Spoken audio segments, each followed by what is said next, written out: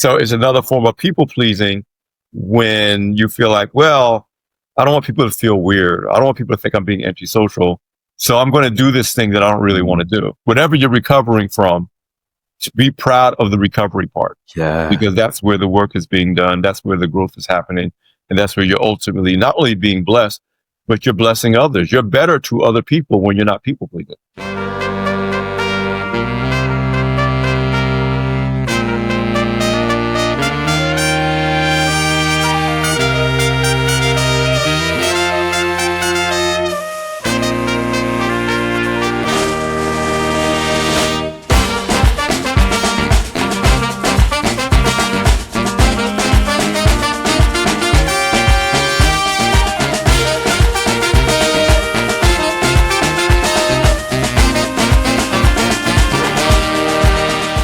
Welcome to the What's a Revolution show, a show for men and the people who love them, where we discuss how men can find and embrace the revolution within themselves, where people can find and embrace the revolution within themselves. I am your host, Dr. Charles Corporal.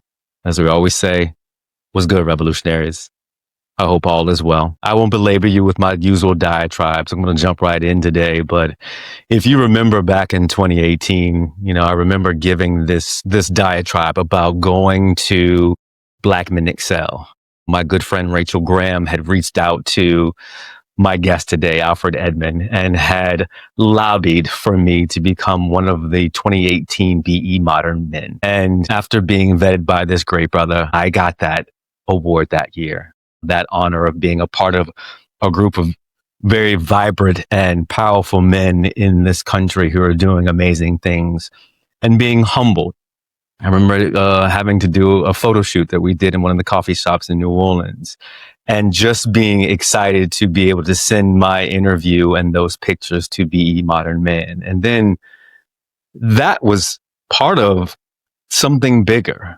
Going to the Black Men Excel conference in 2018 and meeting Alfred Edmond Jr., the architect of the BE Modern Man Awards and the Black Men Excel, and being immersed with some amazing Black men in this country from all sectors, all walks of life. I felt like I was home.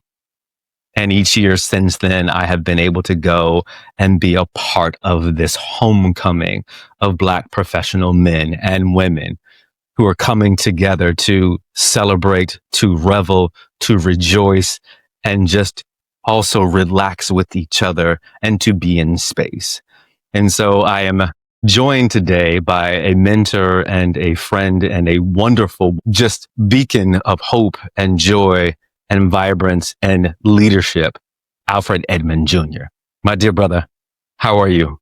I'm doing really, really well. You make me feel even better than I did when I woke up this morning, which was pretty good. Thanks for welcoming me back to yes, the Revolution. I'm just happy to be here. Yes.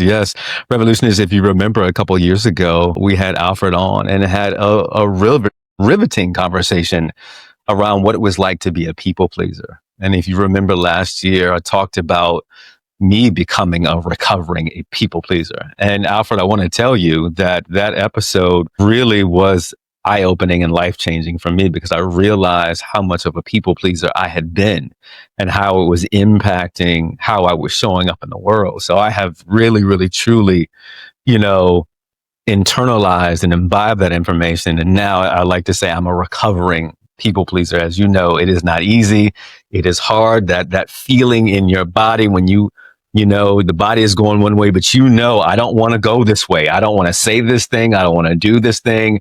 But that people pleaser is like, hey, I don't want to be disliked. I want people to accept me. I want to be all of the things, and fighting against that people pleasing. So thank you.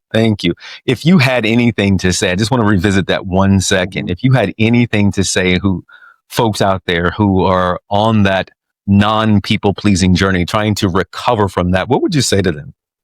Well, I would say the operative word is the recovery. The most important word, the most freeing word is the recovery part, because like I have friends who are recovering alcoholics. I have friends who are recovering from other addictions.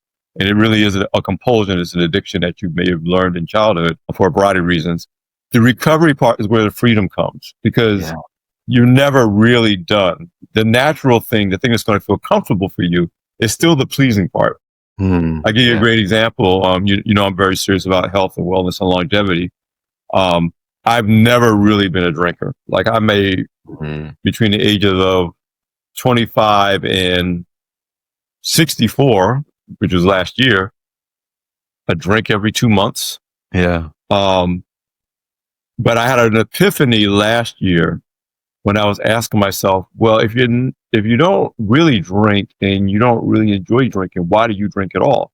And what I had to admit was it was a people pleasing thing. Yeah. Because other people make you feel weird, or you feel like you're making other people feel weird when you say, no, thank you. I'm not drinking. I don't want to drink. Yeah. You know, and so it's another form of people pleasing when you feel like, well, I don't want people to feel weird. I don't want people to think I'm being antisocial. So I'm going to do this thing that I don't really want to do. Yeah. And so it's a constant freeing of yourself that happens over time. And I always encourage people. They say, oh, sometimes I still do it.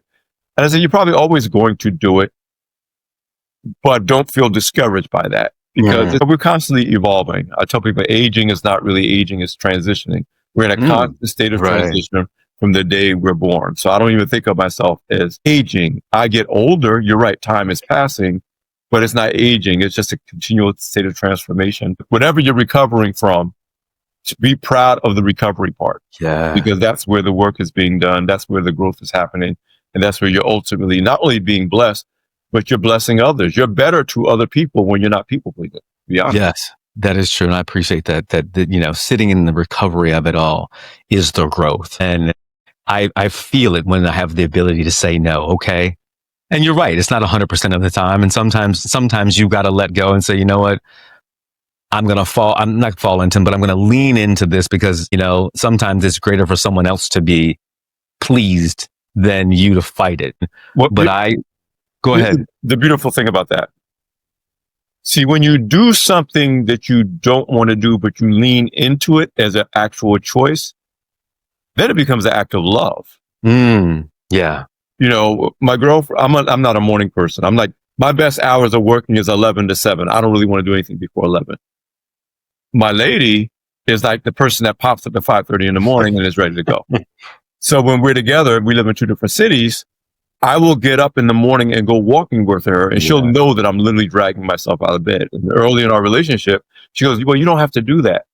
And I said, I do, because the fact that I know I don't is more of an act of love for you than I do it anyway. So I always tell people, even if you're going to do it, like you said, lean into it, make it an actual choice. Don't do it out of obligation. So not being a people pleaser doesn't mean you never do things you don't want to do. You're right. Sometimes you lean into doing things you don't want to do, but then you can feel free about doing it because now it really is an act of love. Because a genuine act of sacrifice is an act of love. But if you're going to do it and resent it later, or feel like you're owed something later, or feel victimized later, then you're doing a disservice to yourself and the person you're supposedly doing it for. Then you shouldn't do it. Yeah, I totally agree. And as I was listening to you, I was like, I can go through a litany of things that happened between my girlfriend and myself, but we'll talk about that later. But I want to drop down on this act of love. Yes. BE Modern Man and Black Men Excel is an act of love. Yes. It literally is an act of love between Black enterprise and high level professional, you know, Black men who want to grow and be in community. Talk about the etiology, the impetus for Black Men Excel. How did it start? Well, I'm going to try to give you at least a shortened version of the story. Again, all my life, even before I knew it, I think I had this thing about being seen as invisible, or being invisible as a Black male that didn't necessarily fit into the boxes, particularly in mainstream media. You probably heard times when you were told you're not like the others, or you're not all the time. We're not all really, time. You know, brothers, we don't do that. We're not like that. I heard that all my life, even though I came up in a working poor household and working class community. The things that I was into, the things I was interested in, was seen as, he's different. Fast forward, as you know, I love fashion, I love style. And so I've had this love-hate relationship with GQ. all of my adult life. All my life. I Yeah. agree. I agree. Because it's about everything I love: travel and fashion and style and culture and business, all those interesting things. But the only time I ever saw someone who looked like me in GQ, they were either, rappers or athletes. Right. It was you didn't really qualify for any other areas, just that. So I would have this cycle of subscribing to GQ, seeing something that made me mad, cancel my subscription and coming back. So this particular time, it was around 2014 or 2015, right before we launched Be Modern Man. I came into the office and I was so angry. And you know me, I'm not angry. I never really get angry. I was so upset. What got me upset, I had just gotten my latest issue of GQ. My other beef about GQ was not just the invisibility of Black men like you and I, but it was that the so narrow definition of beauty among women, which meant very rarely did you see a Black woman in GQ. Yeah. And if you did, there was a certain body type and skin tone. It was very, very narrow. And so I had this thing about, you're not really showing all spectrums of beauty if you're not showing sisters in all their essence glory, at any rate. And their beauty. Yeah. So that was my other beef. And this particular GQ, they got me really mad. They finally had this 5-page spread that featured all these shapely Black and brown women. That was the good news. The bad news, it was a 5-page business story on Magic City, the strip joint in Atlanta. Oh my God. And I was like, really? I was fuming, man. Fuming. Anyway, I came into the office and we had a marketing professional at our staff at the time, Kelly Pierre-Louis, who was in the meeting. And whenever I was trying to figure out why Alfred is so upset because he never gets mad, she basically said, I told her why I was mad, or told all of them. And she was like, screw it. Let's come up with our own campaign celebrating the brothers. That if GQ was on point, these brothers would be in GQ. Yeah. Doing all kinds of things. You're people like you.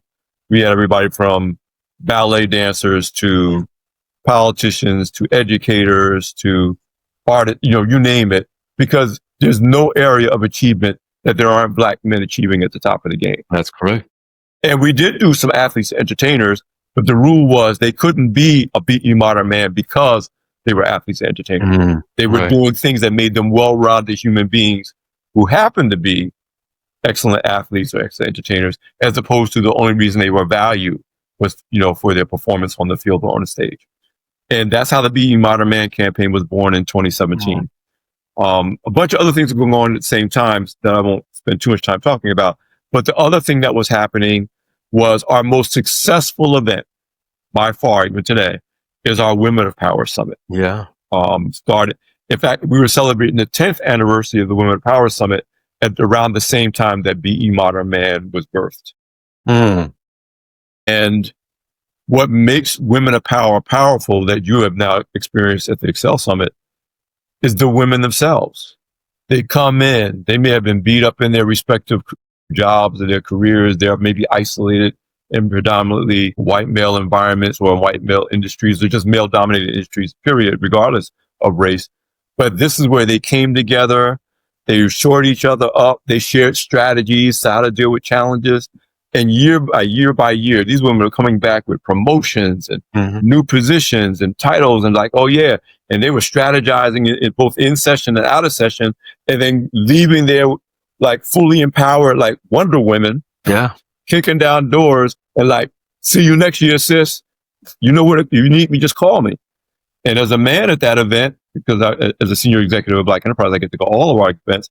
Every year, the brothers that were there be like, man, we need something like this so bad. We do. And so Modern Man became basically the foundational campaign that said, let's try this for men, professional men, businessmen. And obviously now we're really focused squarely on men in major corporations who want to be the next Ken Chenault, who want to get into the C-suite.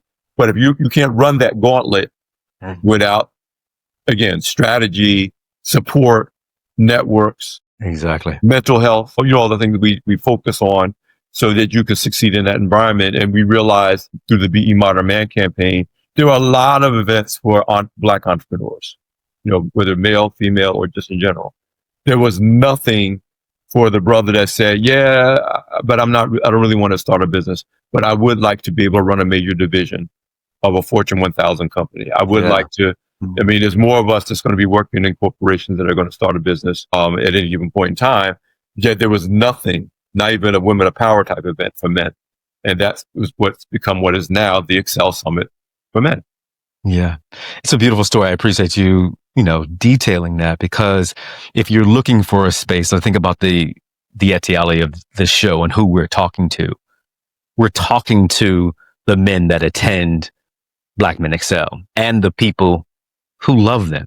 As we think about health, wealth, love, and leadership, those are the things, those are the tenets that we're thinking about. How, looking at you, you get to tell your age. I don't have to say it, but looking at you and saying, I want to make sure that I can get up and do the Superman things that Alfred Edmond Jr. is doing. We'll detail the litany of time that you spend in the gym. Like, go Google Alfred Edmond Jr. and most likely you're going to see him posing an IBFF, or some fitness competition, looking extremely good at his age. And like I said, it's his story to tell, not mine. Yeah, listen, like you said, if you follow my social, you know how old I am, because I post it every year. I'm 65 now.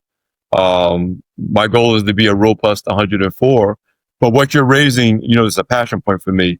My motivation on this path, starting back in my early 30s, was the recognition that I had to buy time for myself. That your most productive years, the years you're supposed to make most of your money, is after the age of 50. Yeah, I remember you saying that. Many Black men were dying, or still die in our peak earning years, and Black women live but are too sick to make the most of all of the work that they've done to get to that point. Yeah. So this is not just wanting to have six-pack abs at age 60, which I do and did, but it's also about, I may have to get more out of this body over the next 2 to 4 decades. My personal lifespan, health span goal is to make it to a robust 104, which would mean outliving my grandfather by 6 years. It's not that. And if he can make it to 98 almost as a Black man born in 1910, I figure I should be able to get a few years beyond him with all the advantages, because as hard as it might be for us today, it's not what it was for a Black man in 1910. So that also ties to my Black enterprise mission, Health is Wealth. We have a platform not unlike BE Modern Man called BE Health is Wealth, that is a direct connection that we can't close the multi-generational racial wealth gap if we continue to think we're okay with the health gap.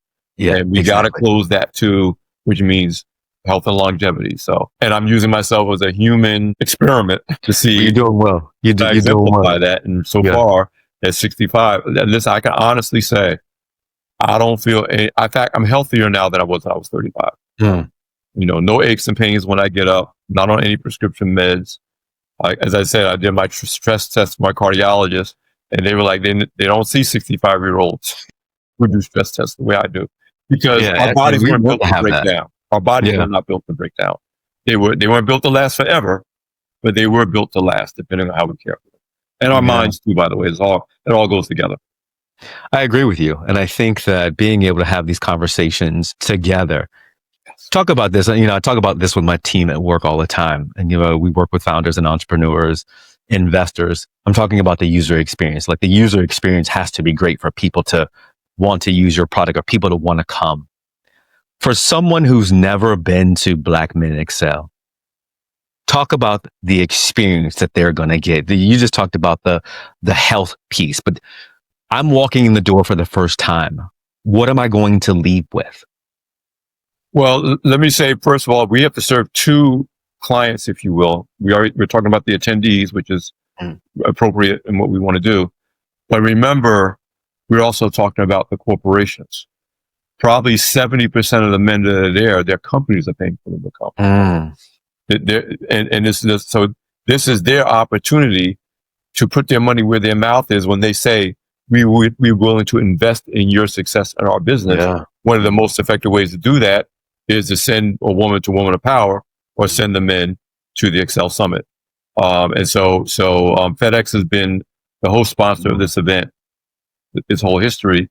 We always give props to them, but it takes not just attendees wanting to come, it also getting corporations to say, do you really, really care about me as an executive? Yeah. Here's something that's good for my professional development. And I bring those two, if you will, users together because Excel Summit really does three things. First of all, we talk about the acronym for Excel, which almost nobody but me remembers, but it was that original reason why we came up with that brand, Excel, XCEL. Yes, it also gives you the word that you can't, the real word Excel, but extraordinary celebration of excellence in leadership. Okay, I didn't know that. So it's a trivial thing now because the brand is in smoke, but I will never forget it. So this starts off with Black men are a resource to be celebrated when in so many cases, even well-meaning ones, even you think of the typical conference about Black boys and men, we're treated as a problem to be solved, not a solution and a contributor to the health and well-being of this entire nation, if not the entire world. So the celebration part is important. And that's the Excel Awards. We kick off with the Excel Awards, and Women of Power is the Legacy Awards. We kick off on a high note. We identify 4 to 6 truly outstanding men from all walks of life, at least a couple in business. We are still Black enterprise, but they could be from sports, they could be from the arts, they could be media, they could be educators, but it's the Lifetime Achievement Award, if you will, for a BE Modern Man to get an Excel Award unofficially. Right. And we start off with that, the excellence, that we are people of excellence. We are no more dysfunctional than any other group of human beings, no matter what it looks like in the media, no matter what we're being told. We are just as functional and the biggest contributors as any other group of people. Then we get into two major areas of programming. One is hardcore professional development. What do you need to know to advance in your career? Two great examples this year at the 2025 Excel Summit is we're doubling up on our sessions. We did a workshop last year. We're doing 2 sessions on AI. Yes. Because the truth is you're not going to advance in leadership in the current corporate environment if you can't make a case for you being more than not just knowing AI, but knowing how to apply AI to a role as a leadership. Exactly. So we have a workshop and we totally agree. Yeah. The other professional development one of several other sessions is we added a workshop on managing P&L, because you're not going to move up to divisional leadership in a major corporation if you can't make a case for being able to manage the P&L. Yeah. And so that workshop was added. So those are just 2 examples of, we are saying when the corporation sends you to this event, what are you going to come back with that says, no, they're better. They're going to perform better for us. They're going to be more promotable. When we have openings, we have the talent in-house to be able to fill key positions in leadership because this person went to this event and came back with something better than we sent them with. The second thing is for us, meaning even if you're a highly educated man, so you can have all the degrees, you can have all the credentials, you can have all the resume, you can be, on top, on link, you can have all this stuff. But if you're unhealthy, as we talked about, yes. If your mental health is unstable, if your personal financial life is not solid, you could be playing really well and break down in other areas of your life, and sooner or later it's going to affect your effectiveness. And for everybody who knows life in corporate America, it's a gauntlet. As the late CEO of Xerox once told me when my first cover story for Black Enterprise, the legendary Dave Kearns, he was like, there's only but one. Most white men will never get to the top of corporate America. It's a gauntlet no matter what. No, they don't just pay you those millions and those stock options because they're being nice. So add to that, it's tough on everybody to compete. Then add being Black and male. So we're like, what do you need to do to shore up your mental health, your physical health, so you can run that race and not get to age 55 when you're about to grab the brass ring and have a heart attack or have a nervous breakdown. Right when you got to the goal line and you broke down, because in addition to the stress of leading in corporate America, you have on top of that the stress of being a Black man in America, the stress of maybe being the first one in your family to even go that far and not necessarily having a network of people to reach out to. So the Excel Summit creates that network that maybe your counterpart grew up with, because he's 3rd generation, corporate America. You may be 1st generation college, 1st generation grad school, first generation as a senior vice president in a company, you go to your family, your reunion or the family barbecue, nobody knows what you're going through. You can't even explain it. But because you went to the Excel Summit, you met 10 other brothers, Yeah, maybe exactly. in 10 different industries, 10 different parts of the country. But now you can pick up the phone and say, bruh, you won't believe what happened in the board meeting today. I at least got somebody I could talk to and decompress. And by the way, I'm going to see my therapist. And by the way, I'm not going to miss my workout. And by the way, I'm going to get sleep, because just like it's more demanding to be a senior executive in a major corporation, or at least it's just as demanding as being a professional athlete in a major sport. Think about what athletes have to do, what LeBron James and you name the sport have to do to continue to function at that level as they get into their 30s. And now we got athletes performing like that in their 40s. Tom Brady, you think of the Williams sisters, you look at Venus Williams. Yeah, I know. I went to see her play a couple weeks ago. Right. But the work that they have to do with their minds, their bodies, their nutrition, they got therapists, that's what it takes to succeed at the level of any profession if you're going to succeed at that level. So our thing is, what do we need to do so that not only can they perform like an athlete can perform, but if they do it over time, they don't break down over time.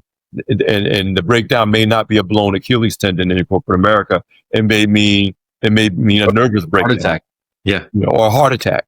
We know about the tragic case of the late CEO, I think Kaiser Permanente, Bernard Tyson, who was at a conference, if I remember correctly, gave a great speech, went back to his hotel room, and I think it was a heart condition. He was only 60.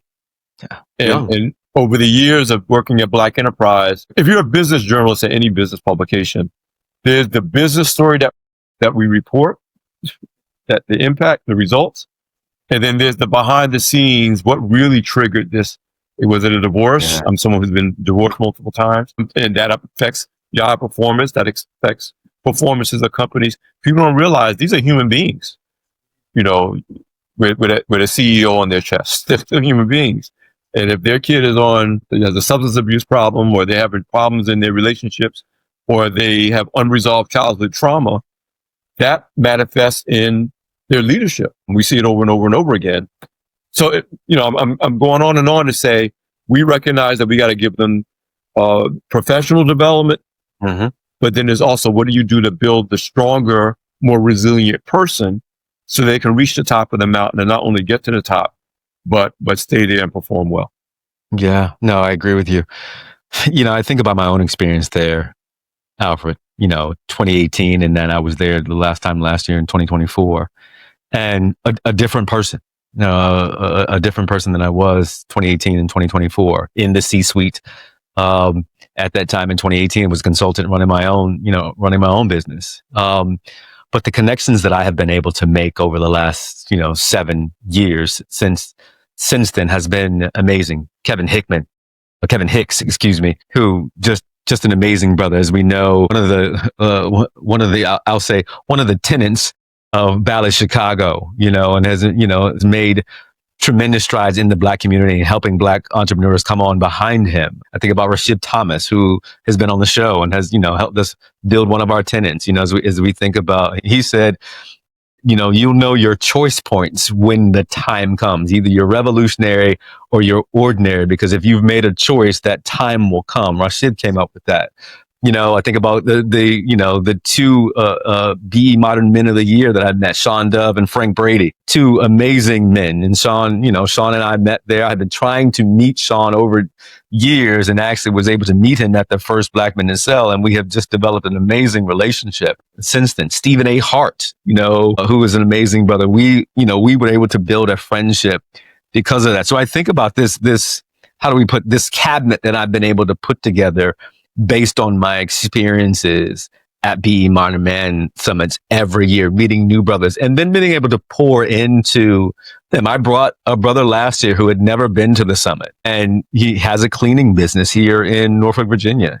And he met so many folks, and actually got to see one of his mentors there that helped him get into the businesses that he was in. And they were able to collaborate and build, and they hadn't seen each other in years. But there they were at Black Men Excel, rejoicing and, as you say, celebrating the opportunity to coalesce together. And so I think for me, what Be Modern Man has presented for me is just the tremendous network, the ability to then, as you say, be a part of something that is much, much greater than myself, but to revel together. That is something, right? To revel together in a space that says, hey, brother, we see you. We're here with you. We want to be with you. We want to celebrate you. We understand what you're going through. And we're also going to give you strategies and a path to keep growing. And that space is not afforded to us very often. You're saying so that really makes me feel good, because it means that we are starting to hit the mark, particularly with the last. Again, you saw the early iteration because you were there the second year, came in 2018, and you've seen the most recent iteration. Mm-hmm. So we've been working towards something. Yeah. No event, no product is born as it is meant to be. So there's a couple of points I want to touch on that you hit. One, we always say the measure of our events is not what happened at the event. It's what happens between the events. And like you said, so yes, you had a great time while you were there, but we look at, okay, how often did they talk to each other afterwards? When we see somebody who was at the event one year and they were maybe unemployed, if they come back and say, next year, I got a great position because of a brother I met, or this year they were a vice president in one company, but they felt like they were underappreciated. And then they come back next year. Yeah, I'm now an SVP at this other company that understood my talent, and we made our connection. So we measure our success of our events. Yeah, we measure how much sponsorship dollars that we get and how many people registered, the typical event things. But Black Enterprise says, is this group helping each other move each other along so we have bigger and better stories to tell than we did 2 years ago, 3 years ago, 4 years ago? So you're bringing up those examples really says that we're getting some tangible evidence that we're doing that. The second thing you hit on that is important is, while this is a corporate facing event, maybe our primary goal is to help Black men advance in corporate environments of major corporations, probably 15 to 25%, depending on the measure, of the attendees are entrepreneurs. Yeah. Why do they attend? The same thing with Women of Power.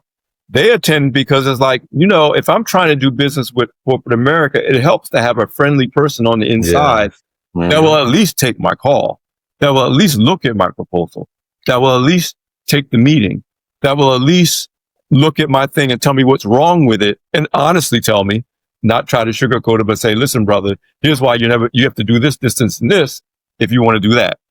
And therefore, it's power networking for entrepreneurs who want to do business with large corporations and want to at least find one, if not more than one.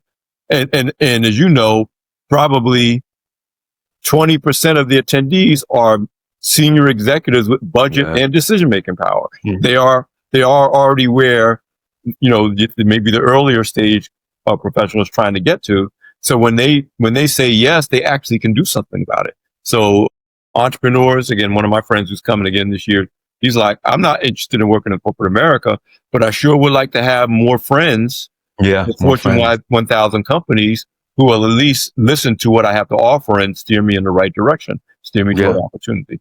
But what it boils down to is what the Black Enterprise mission has been about since day one. We're actually celebrating our 55th anniversary of the first publication of what was a magazine. August 1970 was the first issue of Black Enterprise. So we're celebrating our 55th anniversary now. And I learned this from when my first team assignment in my first year getting hired was the first list of top Blacks in corporate America, top Black managers in corporate America. That was in 1988. To show you how long ago that was, there were no women on that list. Wow. It was 25 men. There was no women on that list. And the youngest executive on that list was Ken Chenault. And that's what I was thinking about. Yeah. Yeah. Who, of course, we know became legendary American Express, chairman and CEO of American Express. But he was up and coming on that list. And what I remember that helped, and our late founder, Earl Graves, schooled me on this, to understand what Black Enterprise's mission really is, beyond being a media company, beyond all those things that media companies are there to do. We brought those 25 men together at our headquarters once that issue was published. Mhm. Most of them didn't even know the rest of them existed. Wow. Like because they were in different parts of the country. Yeah. They were Need to be together. they were unicorns in their industry, and they all were functioning, fighting their way in these environments, thinking, I am all by myself. There's nobody in the world that understands what I'm going through. And bringing them together in a way, and think about it now, what might have been, you could say, was like the first Excel summit. Yeah. Where they were like, wait, I didn't know. And now you look at organizations like the Executive Leadership Council and the National Black MBA Association. But in 1987, 88, those were fledgling organizations, if they existed at all. Because remember, before the civil rights movement, you could have a Harvard MBA, you couldn't get a job in America as a black man. So all that to say, Earl Graves Sr., our late founder, who passed in 2020, explained to me what our job to do is to connect these people so they don't feel isolated. So they actually do have a network, so that the executive at, Rockwell International in California can pick the phone and talk to the brother at IBM back in the day. And now there's somebody who has an idea what they're going through that can help them navigate it. Basically, that's what Black Enterprise has been. Which say when we were a magazine, I got very good friends of mine who were like, I find people I can network with. If I'm in the financial services business, I'm identifying people who could be potential clients. Our real job is to de-isolate ourselves so we can be helpful to one another. Right. So it could be resources to one another. So we can be at least a source of encouragement. Maybe it's not even about a resource. It's about, I can complain to somebody who actually will understand, because if I go home, I remember the first time I wanted to go home to my mother, and I'm not compensated like a senior level corporate executive by any stretch of the imagination, but I've had a very successful career, and Black Enterprise has been very good for me, but I'm one of the first people in my family to go to college, much less work for a national media outlet. And I remember trying to go home to explain to my mother that I was having a rough time at work. What do you say to a woman who loves you dearly, divorced single mother that raised 5 children by herself, or 4, and then raised her grandchildren? The world that she sent me into, other than let me lay on her lap, which she did until the day she died, I couldn't talk to her about what I was going through. Right. It helped to know brothers like you. I mean, we didn't know each other until the last several years, but there are brothers like you who are like, I got to call my man. He understands. I got to talk to my man. He understands what I'm going through, because he was the first in his family to go to college too, or he's the first one in his profession to do what he does. He understands what it means. So that's what this is all about for the Black Enterprise mission as a whole. The other part is, and this goes back to why corporations need to be involved, it helps us to see who really is putting their money where their mouth is in terms of really valuing us as talent. But it also helps them to understand and be better at managing diverse teams, right? So DEI or no DEI, the bottom line is these corporations we need the best talent. We're going to be talking to consumers who are diverse. We're going to be operating in companies that are diverse. So no matter where you slice it, it helps us to be in these environments like Women of Power and the Excel Summit to help understand, so we can actually compete and deliver the best for our shareholders. So it's what the Black Enterprise mission has always been all about, which is why we've enjoyed great relationship with corporate partners since the day the company was founded 55 years ago. Yeah, it's amazing to think about what happens when you bring us in space. And so I want to ask because you've been able to bring leaders together for decades. If I'm listening to this episode and I'm in leadership, what are some of the things that you have learned, strategies that leaders can take from your learnings from bringing all these folks together? What are they saying that has allowed them to succeed? What are some strategies that they've used? Well, again, both Women of Power and the Excel Summit, one of the big things is the higher you go, the less it is about your personal skill set, the less it is about your technical skill. The more it is about how well you can articulate ideas, how well you can influence and inspire and lead people who don't think like you. And I don't mean just racially. I mean, you go up and you got to be able to deal with multiple constituencies, both within the corporation and outside the corporation. And so those skill sets around emotional intelligence, not just academic or technical skill, your people skills, your ability to influence and motivate people, your ability to inspire confidence, your ability to get people to do what you want them to do because they actually trust your leadership, not just because you have a bigger title than they have. So that leadership part of Excel is actually the most important part, because most of the people who are in their first, like their early to mid stage of their career, you got to where you got to because you're good at what you do. Yeah, exactly. The first beginning of my career at Black Enterprise, I'm a good journalist. I'm a good reporter. I'm a good writer. That's what got me to, let's say, business editor. To get to be a senior VP, and I'm one of the 12 people who help run the company, the 11 people that report to the CEO and say, this is what we need to do. That means I got to be able to manage down, up. I got to manage people outside the company. Right. I go on calls with our corporate clients. You know, you can imagine in the current environment to be able to make a case for why you should still support, no matter what's happening in the US space, Black enterprise, and engage with Black consumers and Black people in general. I have to do more than be a good writer and a good editor. And often that's the biggest hurdle that stops, I would say Black men in particular, from getting, they're like, but I'm good at what I do and I work hard. How come I'm not getting chosen for these leadership positions?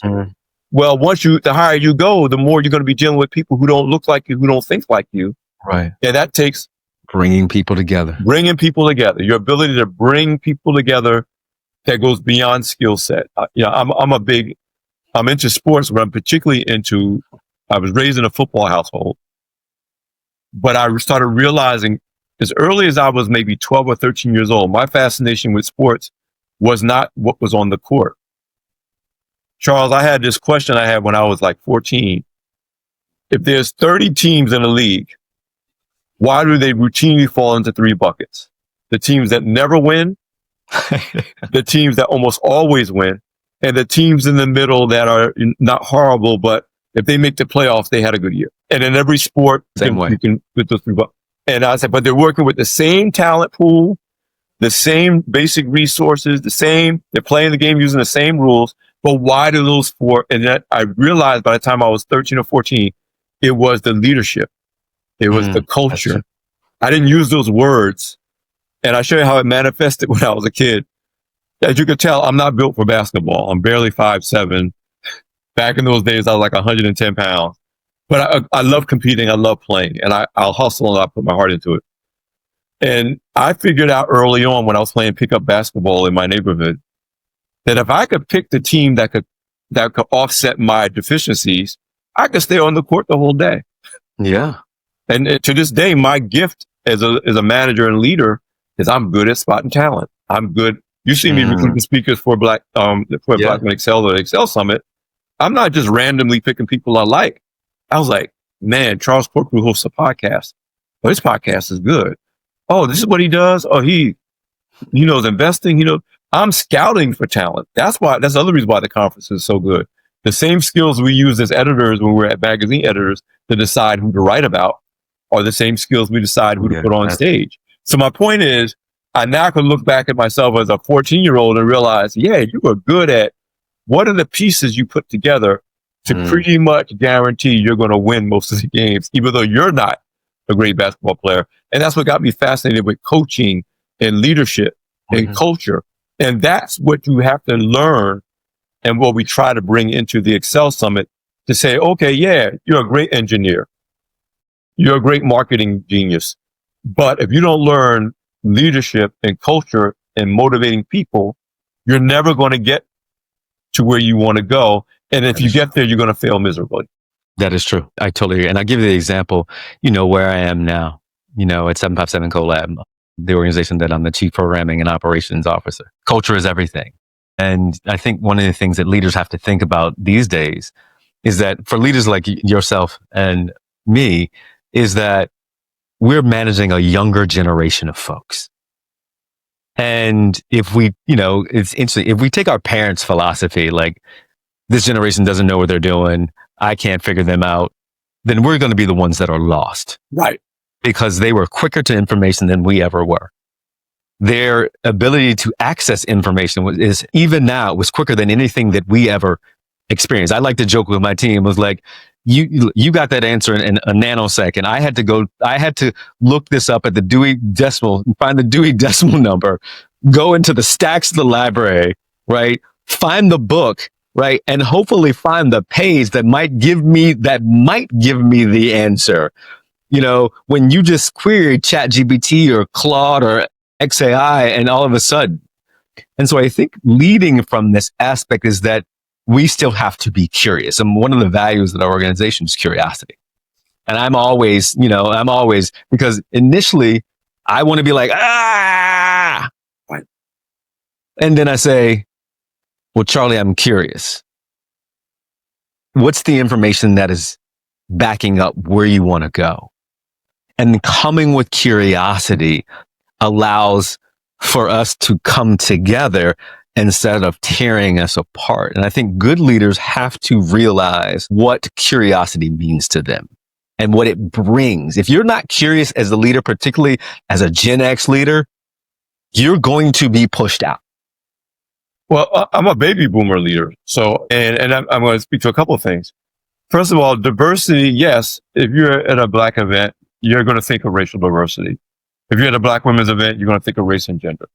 But the two biggest challenges of managing today in larger organizations, even smaller organizations like Black Enterprise, is you may have an environment where there's 5 generations in one organization. Baby boomers to whatever the letter we're down to now of recent hires. Gen Alpha. Yeah, Alpha, right. And I don't care. If you don't know how to manage that group, you're not going to succeed. I don't care how much experience you got, how smart you are, how many degrees you got. You're going to, like you said, you're going to be pushed out. They're not going to push out the talent. They're going to push out the coach. Think of how many times the players who seem like they're causing the problem aren't the ones that get fired. The coach gets fired. All right. The second thing, though, is what you said about curiosity and learning. My definition of death is the day you decide you don't want to learn anything anymore. There are a lot of animated dead people. There are a lot of them. And once you decide, I'm not curious, I'm just going to dismiss this person because they're younger than I am. I'm going to dismiss this person because they're a different race or they came from a different background or they didn't grow up in my hood. I'm going to dismiss them because I know everything I need to know and nobody can tell me anything. Not only are you no good for leadership, you are effectively dead. You are effectively dead.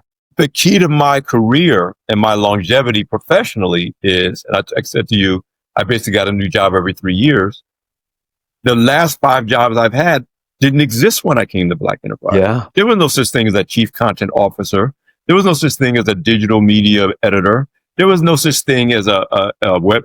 None of that existed. So, and as you probably know, in my profession, most of my peers were the ones that was like, no, if it's not a print magazine, I'm not doing it. You got to evolve. We lost some talent at Black Enterprise who said, I came into this business to be a magazine editor. And if that's not what we're doing, I'm out. Here's the other thing. If you're my age, not only is the younger talent, like you said, quicker to the information, this goes back to sports again. When an all-pro, let's say linebacker, 12-year all-pro doesn't get picked up, you know what they're saying? Yeah, he's great. He may even have 2 or 3 more great years in him, but he's costing me, you name the number, right, $40 million a year over the next 5 years.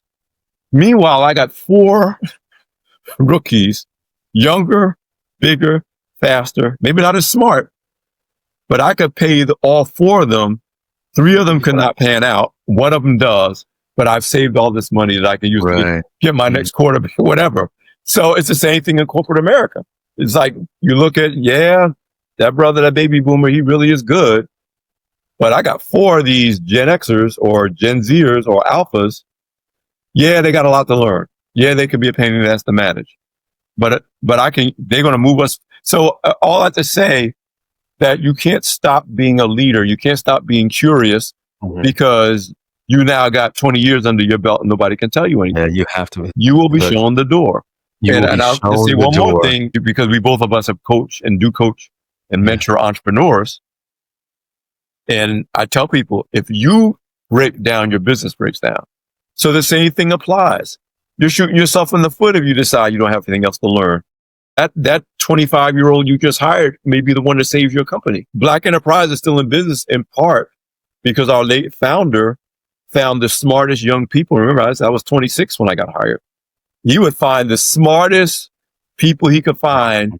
Knew we were going to make a lot of mistakes, and that includes the current CEO, his son, who is a couple of years younger than I am. And he just let us go. He let us do stuff. The last, from 2008 until he passed away, he didn't understand most of what we were doing.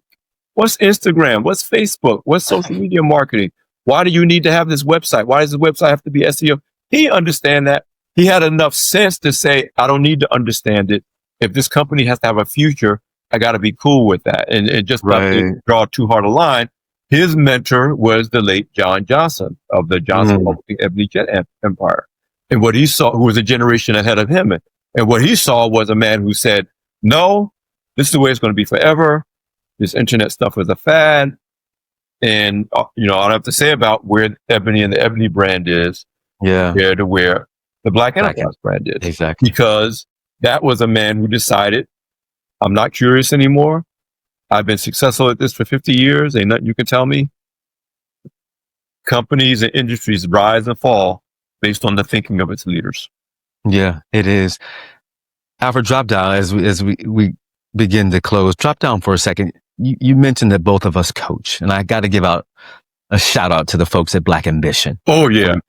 Yeah, Felicia Hatcher, Shane Kelly. We have been mentoring Black Ambition entrepreneurs for the last couple of years. It's a joy to see Black and Brown founders come together, coalesce together, build and scale together what they've been building. Shout out to Pharrell, who's the intellectual architect, and Felicia and Shane get to execute on that vision. It's interesting thinking about coaching. Where do you think, if I'm an entrepreneur listening to this show right now, where do most founders get stuck? And what advice do you give them to get unstuck? Well, my specialty as a mentor, and Black Ambition is the only formal mentoring program. Well, I was with the Bomisi Institute for their first year, but I've been mentoring since I was in my 20s, even when I didn't know that's what I was doing. So most of my mentors, I have an army of probably about 200 people that I've been mentoring over the last 40 years. I had to be talked into mentoring for Black Ambition by Really? Yeah, because I was like, I don't trust these kind of structured, formal, I like genuine relationships that are Right, I agree. And most of the people who I mentor, it just came out of, I judged a business plan competition. They want a few sessions with me and in a relationship form. So I had to be talked into it. But when I saw how they built it, even the community guidelines and the pledges we have to take about confidentiality, and I was like, no, they're building an ecosystem. This is not your typical run-of-the-mill mentor program. But my specialty as a mentor is what I talked about earlier. I'm worried about the entrepreneur. Because businesses come and go. I mean, from your experience with Camelback and others, the great entrepreneurs, the businesses are going to come and go. The serial entrepreneur has to stay alive and healthy to be a serial entrepreneur. They're going to build, they're going to sell, they're going to build, they're going to exit, they're going to join, they're going to build, it's going to fail, they're going to start something else. That's life. I focus on the health and stability of the entrepreneurs. Usually my concern about entrepreneurs in general, but entrepreneurs from untraditional backgrounds, Black, Latino, women, is often they're not really focused on the importance of them making sure that their lives can sustain the challenges of building a business. They think it's all about getting the right grant or getting the investment or getting the customer and that's fine. But if you get everything you want and you can't run it, your life is a shambles. You have substance abuse problems. You have a disorder. If you're not stable, you're the most important asset when sometimes when you don't get the investment, it's because they think the business idea is great. They're not still sure about you. Yeah. You know? Why you? Why now? Why this? Those are that whole old adage: you don't bet the horse, you bet the jockey. Yeah, exactly. And the horse can be Secretariat, but if you put Shaquille O'Neal on that horse, it ain't going to win. That's correct. And so I spent a lot of time really focusing on that. Yeah, you still got to deal with the nuts and bolts of the business, and is it really a sound business model, and is the strategy correct? Well, I've seen business models that were horrible, but the entrepreneur was like really ready for it. A good entrepreneur could take a bad idea and make it work. That's correct. A great business idea won't pivot and say, this is decent, but I can pivot this to the right customer, or pivot this to the right pain, solving or they have the emotional resilience to not be devastated when it doesn't work. Right. Instead of goes back to your point about learning. When it doesn't work, they go, hey, wonder why this didn't work. And then in that curiosity, they come up with, because I was trying to do that with it, but the customer is telling me what they really want is this. But you couldn't have found that out if this first thing didn't fail. And I've seen so many entrepreneurs give up and they're devastated and they're, oh my God, and I just want to go back. Listen, it's not for the faint of heart. But I respect those entrepreneurs that say, yep, that didn't work. That was a horrible idea. But you know what I got from that? Yeah. That's why I'm doing this. Most people, I'm a big student of business history. And if you study business history, most of the most successful businesses were not successful when they first started. In fact, most of the largest businesses aren't even what they were when they first started. That's right. You think about Amazon, selling books. Yeah. Right. And now it's a monolith. I mean, now it's a global phenomenon where you get upset if I can't get whatever I ordered within a day. Right. And they are logistics and data. Their real business is data. Right. Exactly. With AWS. They didn't know that when they started. Right. I tell, again, we both mentor these entrepreneurs, and I've been mentoring them for 35 years now. I was like, when you're think of your business as a child. The goal is not to have a bigger child. It's not like you're going to have a 200-pound baby.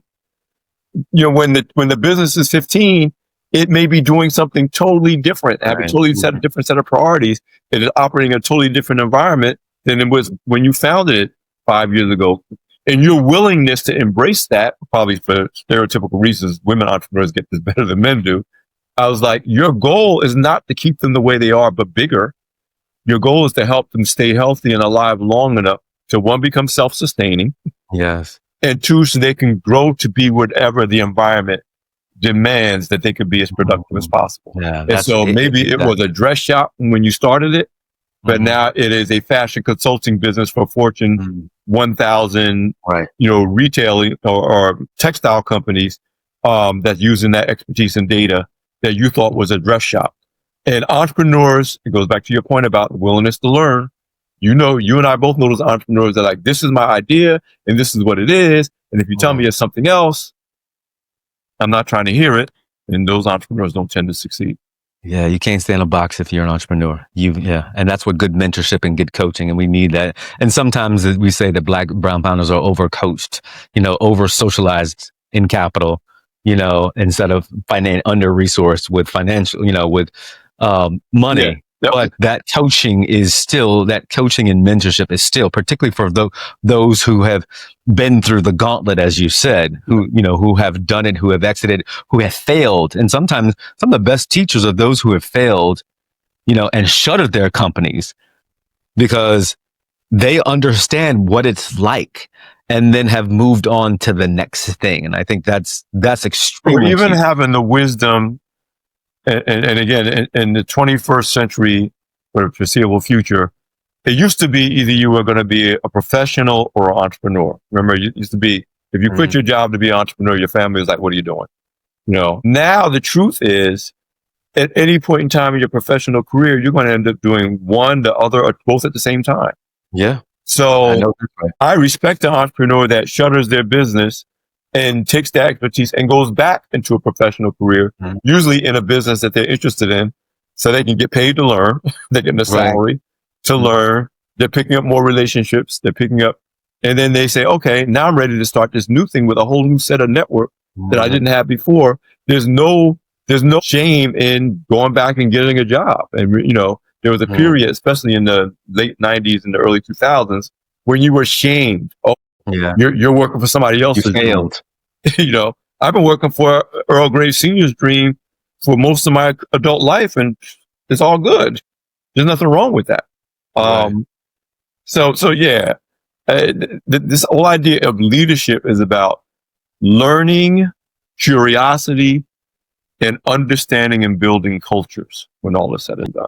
Yeah. And if you can do that, there's almost no perfect example of that. Sin, God, what's her last name? She was the president of the Dallas Mavericks, Sin Marshall, who was honored at the speaker at Women Power Summit. Went from retiring as a senior executive at AT&T, recruited by Mark Cuban to transform a corrupted culture at the Dallas Mavericks. He didn't recruit her because she knew what a pick and roll was. He recruited her because she knew how to, design defenses. She's like, I didn't really know basketball, but you know what she knew? How to build a winning culture. She did it at AT&T. She was a legend there. And he said, that's what I need over here for this corrupted culture. And not only did she rebuild it, she didn't just transform that team, she transformed the NBA.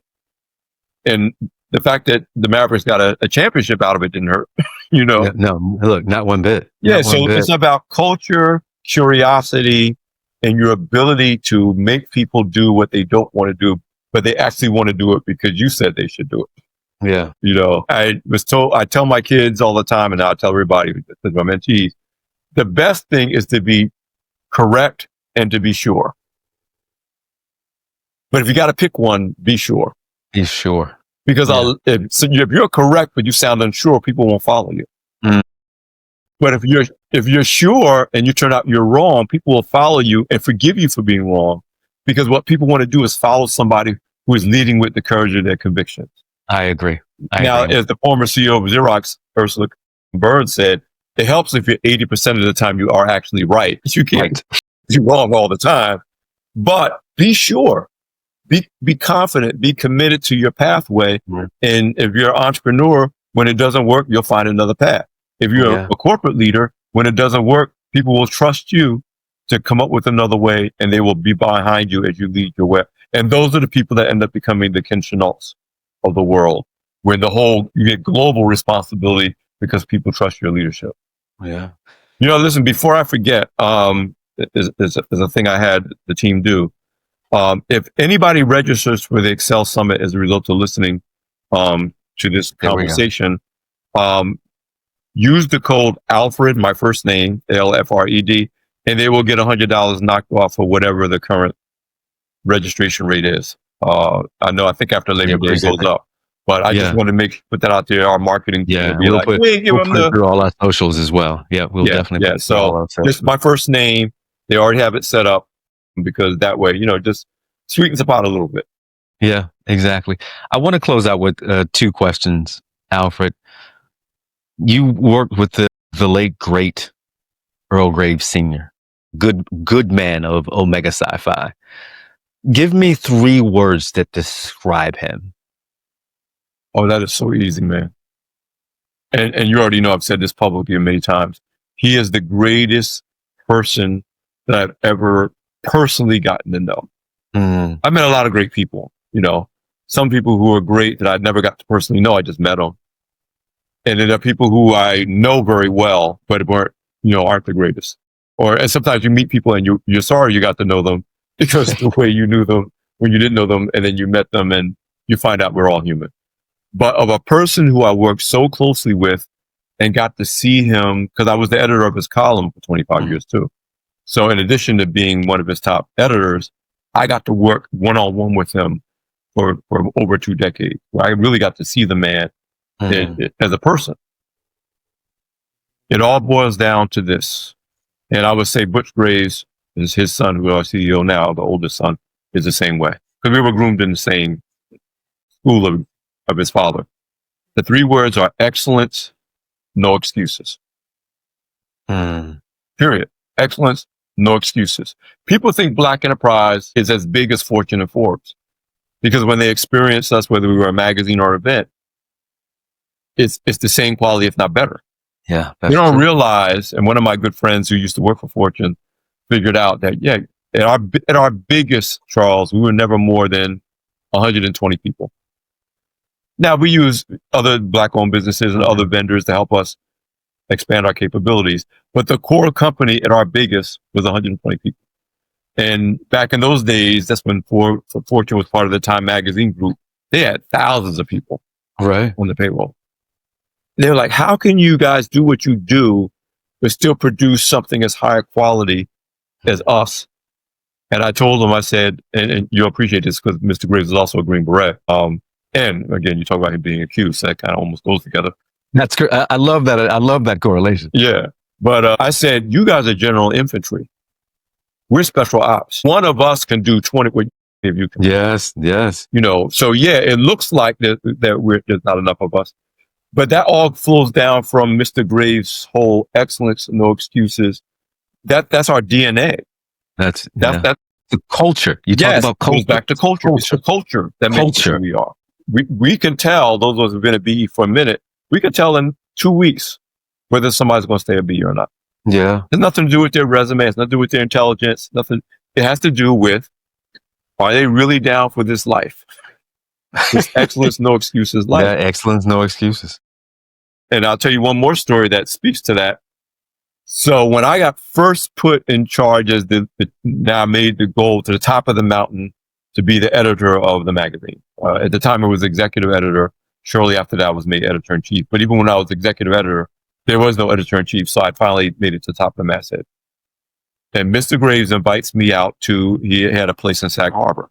It's one of their, multiple places. You know, again, that life, it was nice.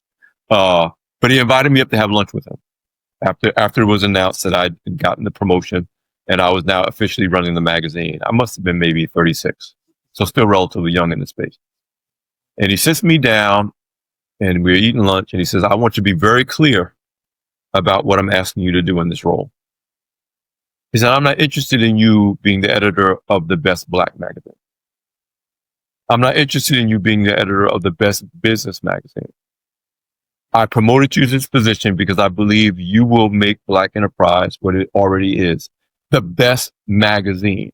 Right. And if it's the best magazine, yet the best Black or the best business will take care of itself. Yeah. That's what Mr. Graves is about. That's why the Excel Summit is so good.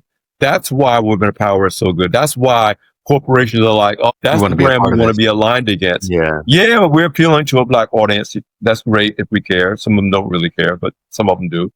But it's the other thing is that we are never going to be embarrassed by FedEx having their brand next to the Black Enterprise brand.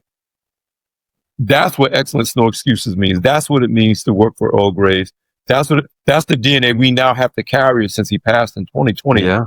Those of us like me and Derek Dingle and of course Butch and Terrence Salisbury, our creative director, and Jeff Scott, us 12 that meet every Tuesday morning. We are responsible for keeping that excellence, no excuses. Doesn't matter that we're a Black company.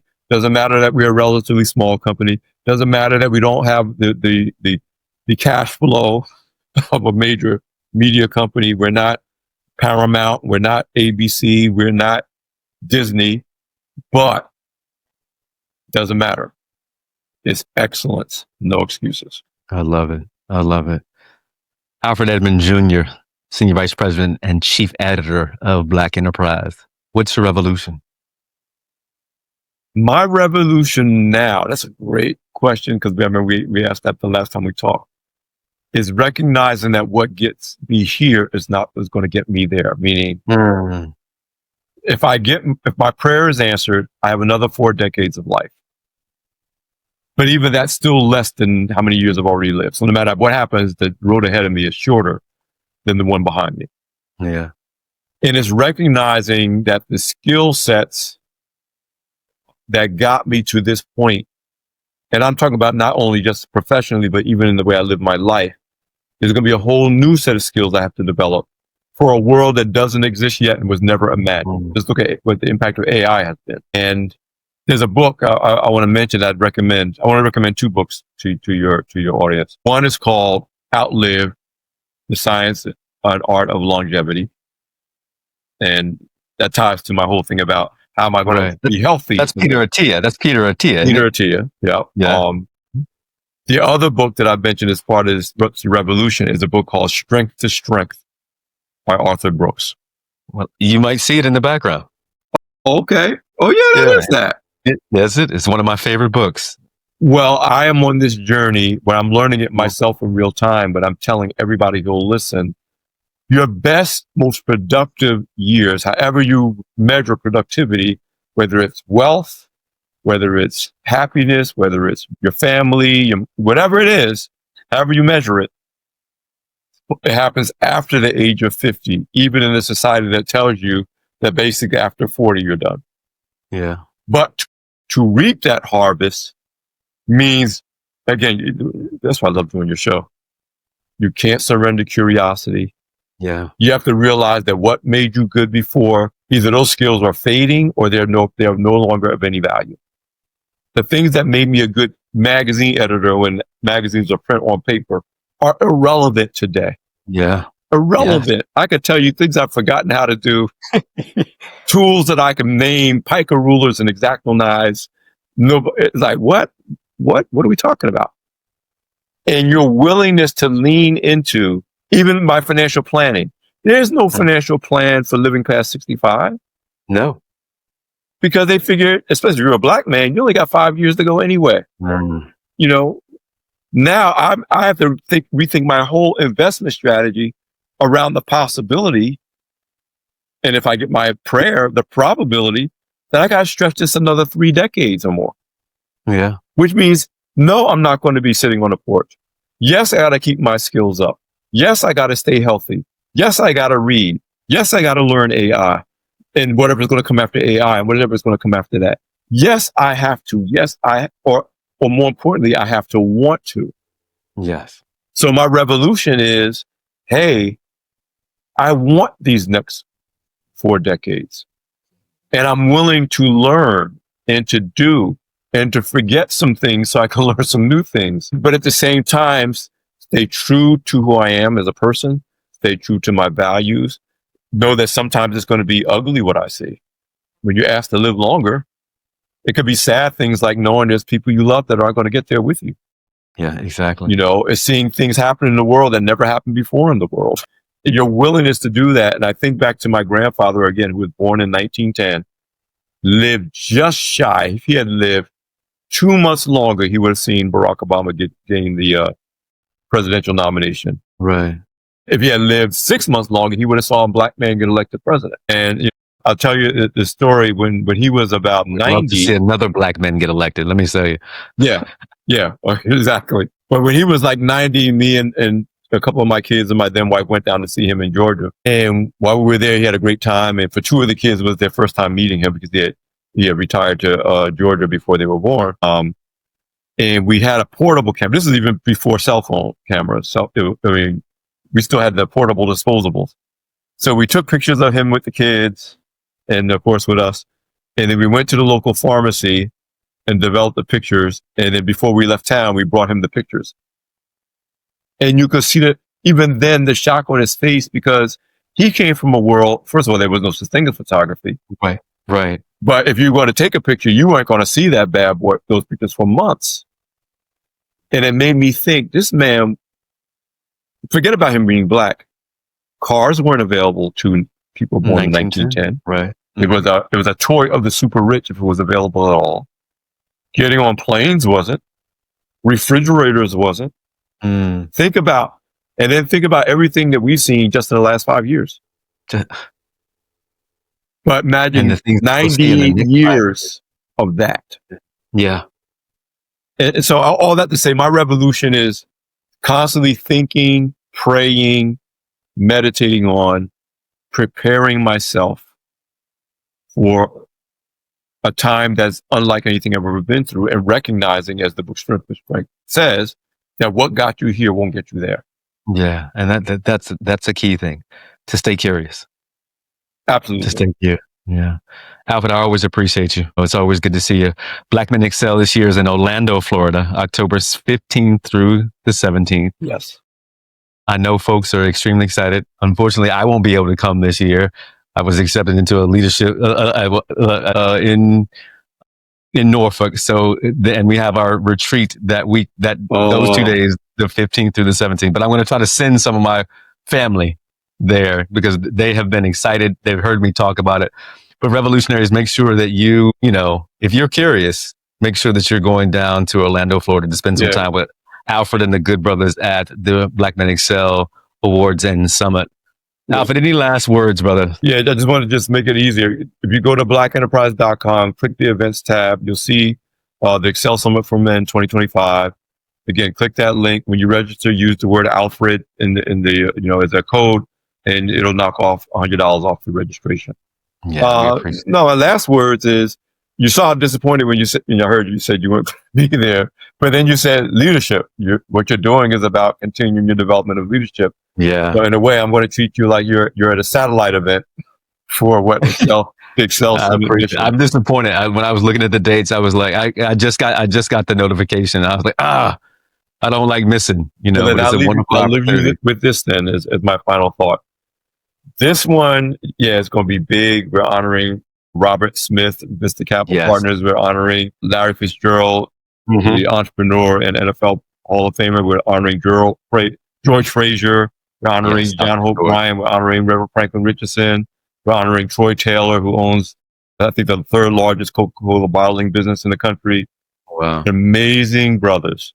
So this is going to be an amazing event. But that just means next year, which is the 10th anniversary event. Oh, I cannot wait. So we got to make sure you don't get booked for anything else. Exactly. We're already planning it. Like, we're not done with this one, and we're already talking about, okay, what are we going to do for the 10th year? Because the 10th year of Women of Power was off the chain, and their 20th anniversary event is next year. Right. So, I cannot wait. So this 55th year of Black Enterprise is big because of Excel, because of Women of Power. We got this whole Elevate Your Excellence campaign for our 55th anniversary. Just go to blackenterprise.com and subscribe to the Black Enterprise YouTube channel, by the way. Right. That's when you see all the best content that we do, including recordings of past sessions from the Excel Summit. Right. Revolutionaries, it's always a blessing to spend time with you. As I say, I hope that you're doing well and that you're finding your way and finding your community. We're always here for you. Make sure you go check out Alfred Edmond, everything Black Enterprise, but on his socials, Alfred Edmond Jr. on Facebook and Instagram. Make sure you check out, as he said, check out their YouTube at Black Enterprise, and know that I love you and that I can't wait to see you again. We'll talk to you soon. I love you, bro. Love you too, my friend.